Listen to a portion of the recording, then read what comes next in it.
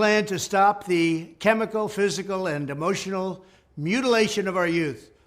On day one, I will revoke Joe Biden's cruel policies on so-called gender-affirming care. Ridiculous. A process that includes giving kids puberty blockers, mutating their physical appearance, and ultimately performing surgery on minor children. Can you believe this? I will sign a new executive order instructing every federal agency to cease all programs that promote the concept of sex and gender transition at any age. I will then ask Congress to permanently stop federal taxpayer dollars from being used to promote or pay for these procedures and pass a law prohibiting child sexual mutilation in all 50 states. It'll go very quickly.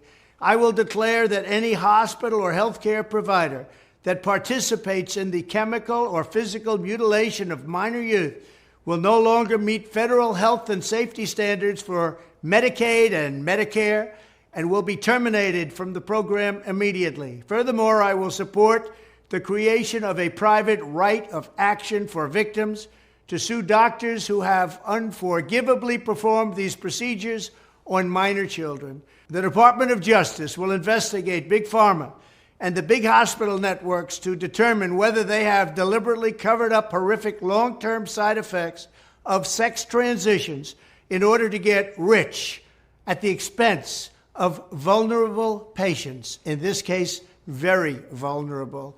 We will also investigate whether Big Pharma or others have illegally marketed hormones and puberty blockers, which are in no way licensed or approved for this use.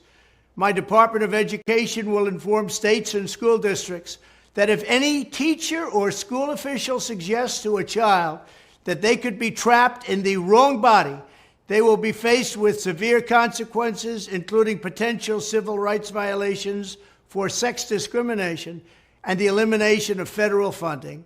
As part of our new credentialing body for teachers, we will promote positive education about the nuclear family, the roles of mothers and fathers, and celebrating rather than erasing the things that make men and women different and unique. I will ask Congress to pass a bill establishing that the only genders recognized by the United States government are male and female, and they are assigned at birth.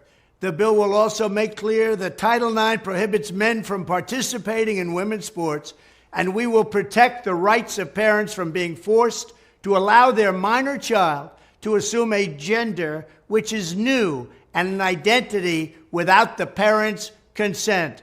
The identity will not be new, and it will not be without parental consent. No serious country should be telling its children that they were born with the wrong gender, a concept that was never heard of in all of human history. Nobody's ever heard of this, what's happening today. It was all when the radical left invented it just a few years ago. Under my leadership, this madness will end. Thank you very much.